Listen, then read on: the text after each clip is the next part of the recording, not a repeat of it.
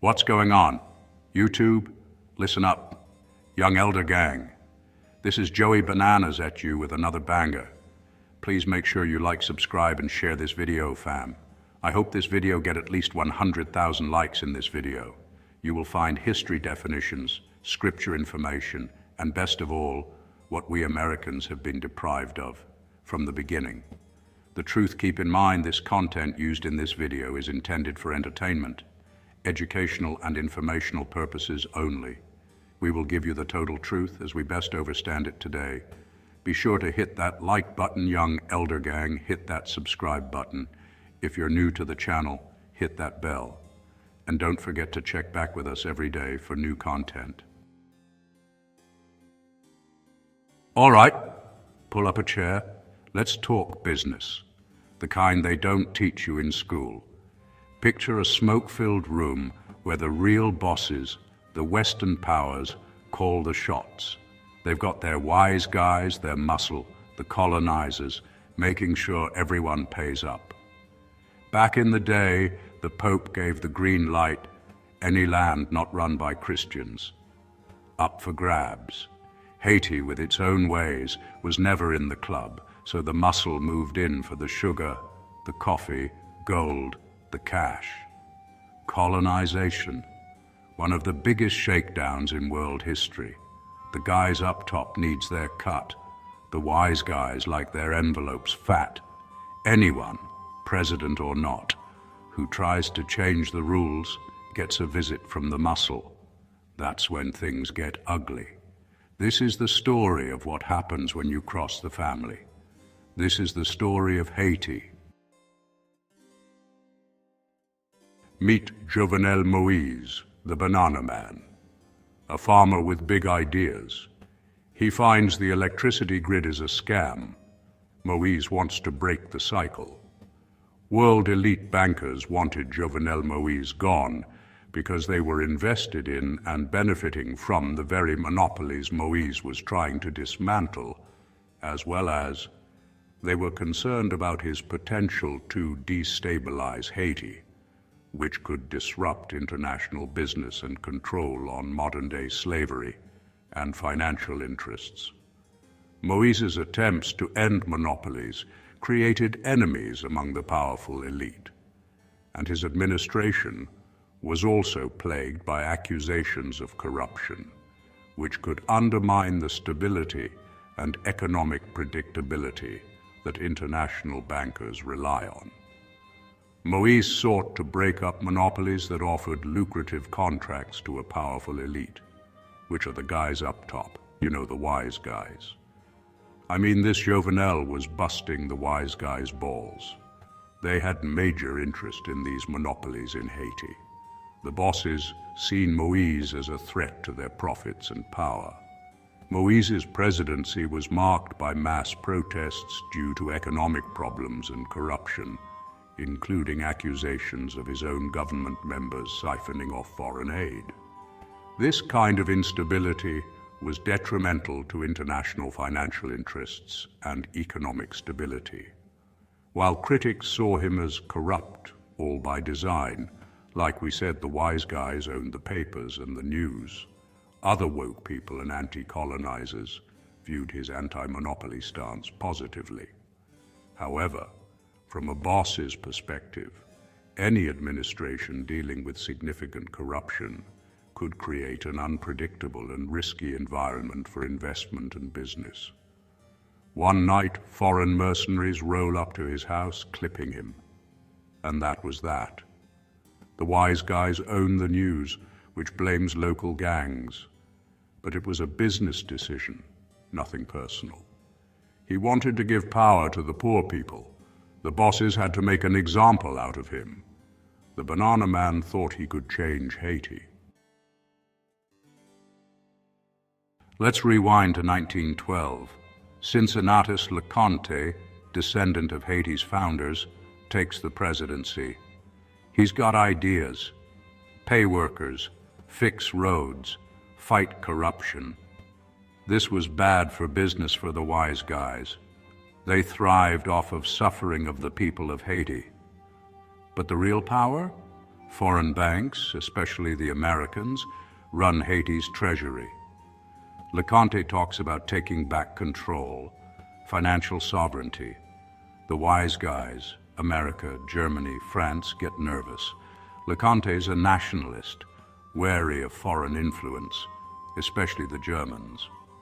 Uncle Sam is setting the stage for a takeover. Leconte's in the way. Leconte was determined to assert Haiti's financial independence and stop foreign powers from bullying the nation over debt collection. He explicitly stated that all the humiliating stories about our inability to manage our own finances and customs will end today, which directly challenged the influence of foreign, including US and European bankers who sought to control Haiti's customs and national bank.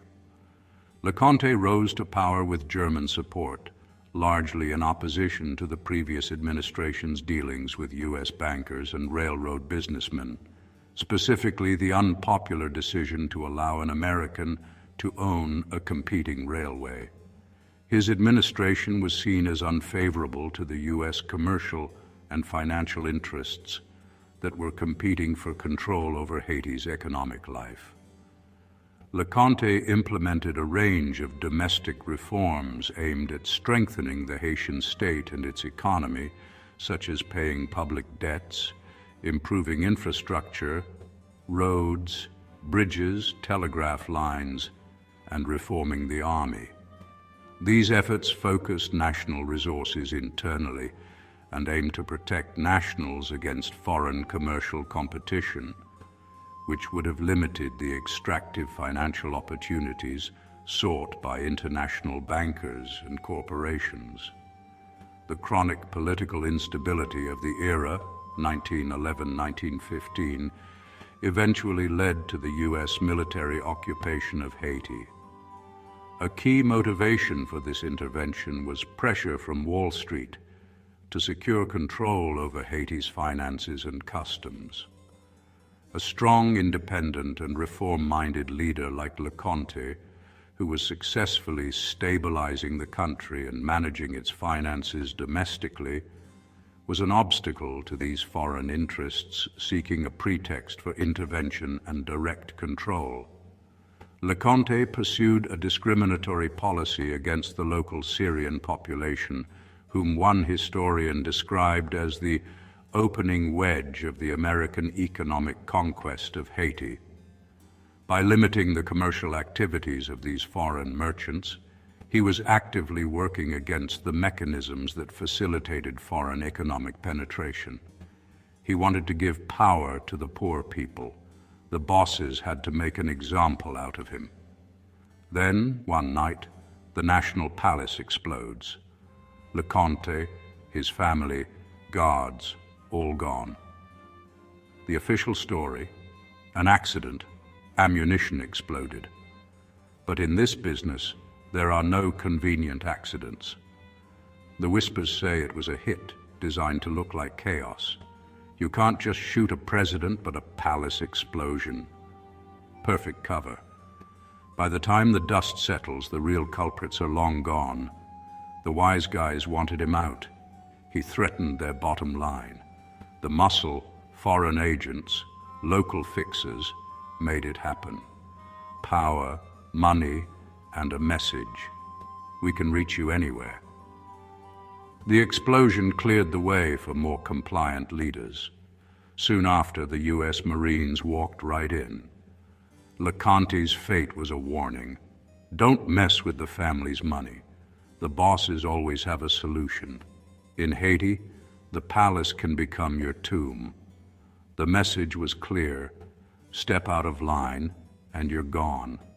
The wise guys don't leave fingerprints, just ashes. Leconte's legacy, a lesson in who really owns the island. The family never forgets. And the game goes on.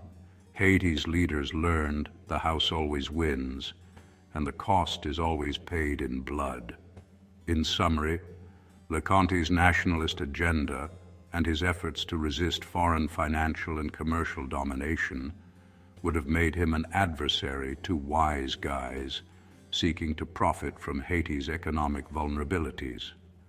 His so-called mysterious death in a palace explosion after only a year in office removed a significant obstacle to foreign intervention. After Leconte's palace goes up in smoke, his right-hand man, Tancrède Auguste, steps in.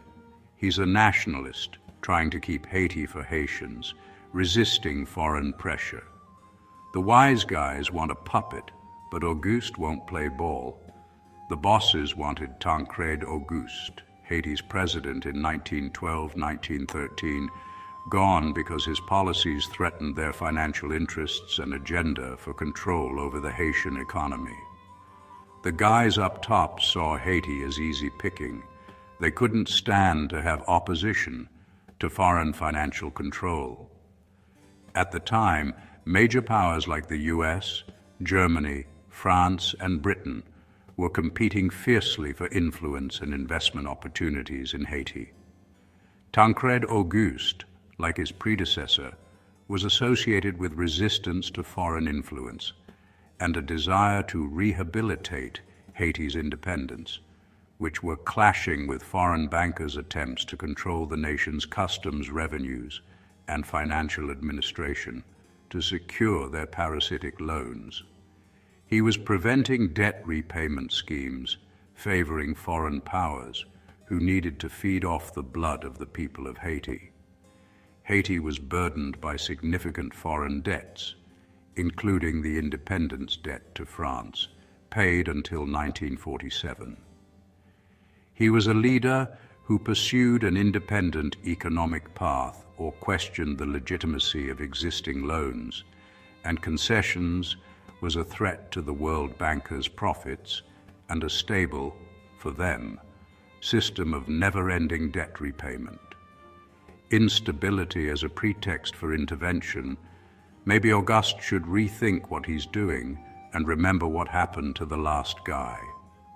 The period around Auguste's presidency, 1912-1913, was marked by extreme political instability, a cycle of short-lived presidencies and revolutions.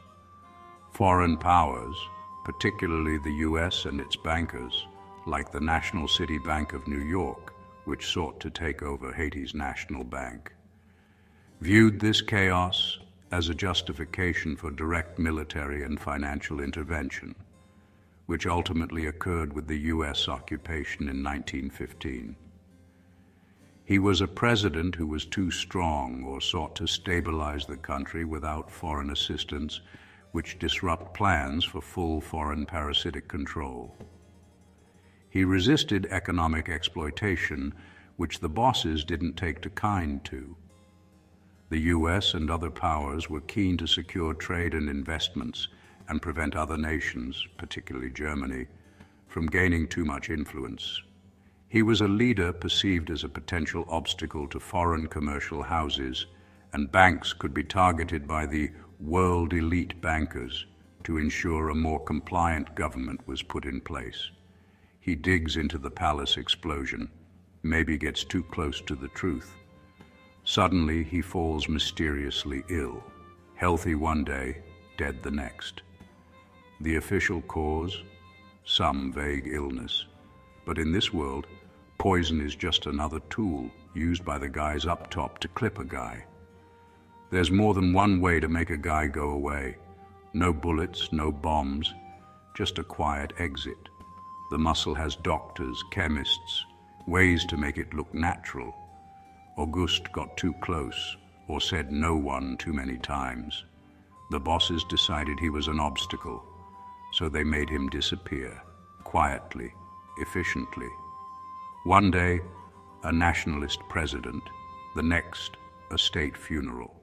The wise guys move in, ready to install someone more agreeable.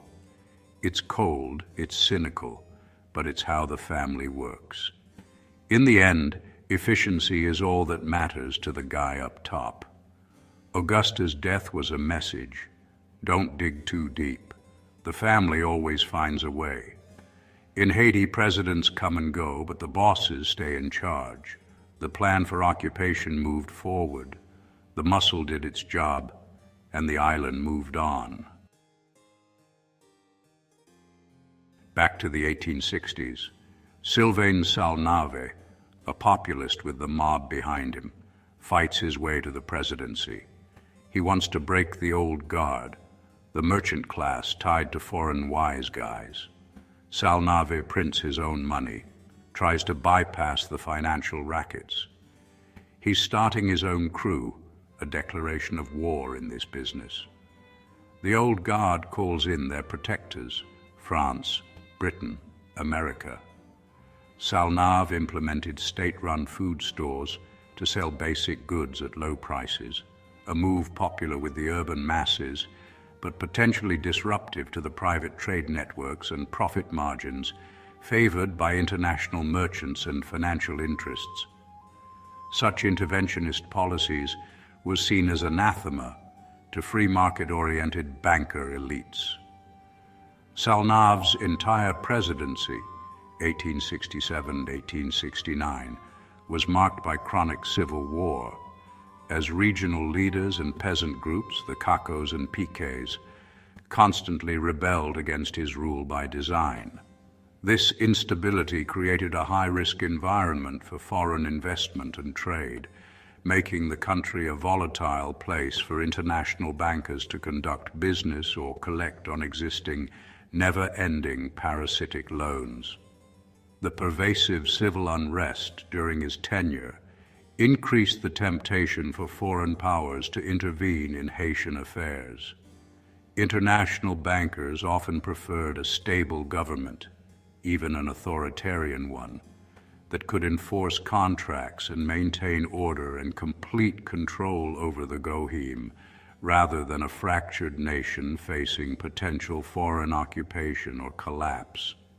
Salnave, despite being a mulatto, gained popularity among the Haitian urban masses and was perceived as a champion against the traditional entrenched mulatto elite. This internal conflict between the local elite, who had ties to international business partners and bankers, and Salnave's populist base, led to the boss's world elite bankers siding with his opponents. While initially supporting a more democratic constitution, Salnave quickly clashed with the legislature and eventually re-established the presidency for life position, adopting dictatorial measures. This consolidation of power, while potentially offering a facade of stability, alienated liberal factions and may have been viewed by some foreign entities as a risky, unpredictable personalist rule that turn against international interests at any moment. Salnave's independence is a threat to their profits. Civil war erupts, Salnave and the people versus the rich and their foreign backers. For a while, he holds his own, but the real power is the system, the money. The foreign navies and local elite close in. His support crumbles, betrayal everywhere. Salnave flees but is captured and handed over to his enemies. They put him on trial, a show trial, verdict already decided. Guilty of treason against those who sold out the country. They execute him in front of his ruined palace, a public spectacle. The message: this is what happens to your heroes. Challenge the bosses and you pay the price. Salnave's end was a warning: loyalty is to the family or else. The people saw their champion fall. The bosses tightened their grip. The system proved unbreakable. In Haiti, the real power always wins. Salnave's fate was a lesson. Don't start your own crew.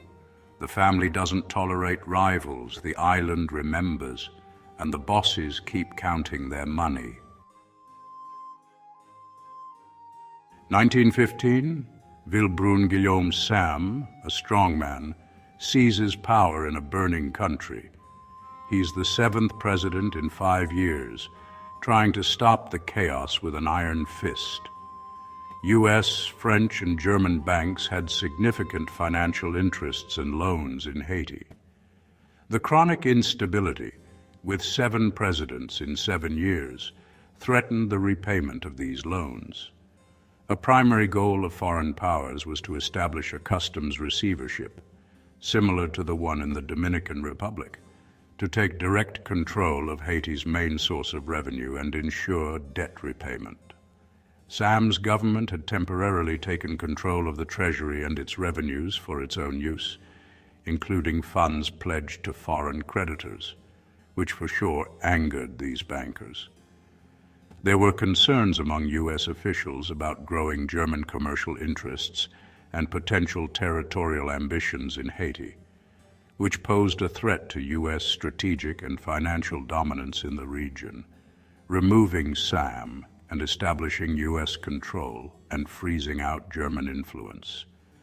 The Haitian government under Sam was in a desperate financial condition, issuing unpopular paper money and struggling to pay its soldiers and meet its obligations. International bankers desired a stable regime that would prioritize debt servicing and implement financial policies favorable to foreign capital. The ultimate chaos, culminating in Sam's assassination by a mob in July 1915, provided the pretext for the United States to invade and occupy the country. This occupation allowed foreign powers, specifically the U.S., to fully secure the debt repayments and reorganize the nation's finances to their liking. Sam thinks the wise guys want stability. He's half right. The U.S. wants control, not just order. Sam rounds up 167 political opponents, elite families, connected people, and throws them in jail. A rebellion breaks out, led by Rosalvo Bobo, who the Americans prefer. Sam panics, orders a massacre of all the prisoners. The city erupts in rage. A mob storms the palace. Sam flees to the French embassy, but there's no protection from that kind of hate. The mob finds him, drags him out, and tears him apart, literally. His body is paraded through the streets, a message written in blood. The wise guys see their chance. President Wilson says, "See, they can't govern themselves." The next day, U.S. Marines land. The occupation begins. Sam's brutal end was the perfect excuse for a total takeover. The bosses finally owned the whole town. The people's fury played right into the family's hands. In Haiti, chaos is just another tool for the guys up top. The message, when the bosses want you gone, nothing can save you.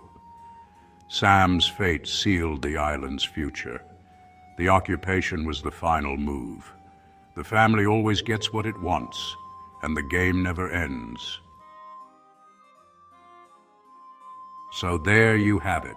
5 presidents, 5 hits, different methods, same result. The message gets delivered. Moïse, Leconte, Auguste, Salnave, Sam, all got in the way of the money, the power, the guy up top. Each death was a memo to the island. This is our territory. You live here, but you play by our rules. The resources, the profits, the power, they all flow up.